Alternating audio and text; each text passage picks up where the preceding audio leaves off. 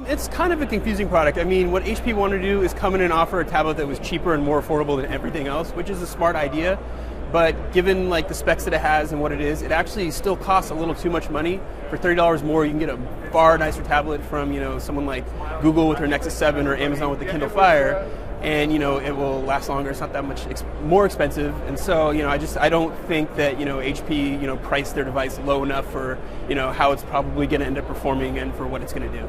So the price point is an issue. Yes. All right, the Samsung Galaxy Note 8, you checked that out as well. How was it? It was nice. It was fast. It was speedy. It has some interesting stylus features, and it works as a remote control. And so I think it's sort of angled to compete with the iPad Mini.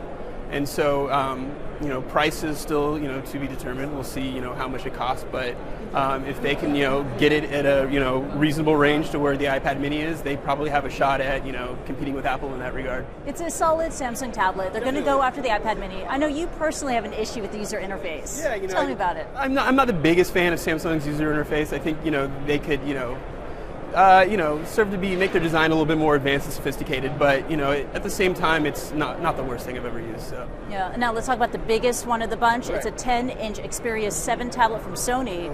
How did it go?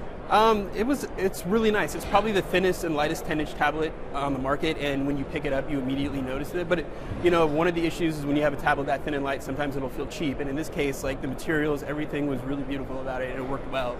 And it doesn't quite have the most powerful and up-to-date components, but they're good enough to where you're probably not going to tell the difference between this display and a Retina display, which is better, but only marginally so.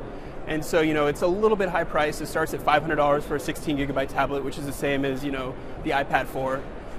So I mean, it's a little bit high priced, but at the same time, it's so thin, so light, and it's also waterproof, which is really cool. Oh, wow. So, yeah. Waterproof, beautiful, thin, it worked well. And this is a Sony product, yes, right? Definitely. Is this going to be part of a turnaround for the company? I mean, it could be. Sony's always made really great hardware, and so, and this is, in that tradition.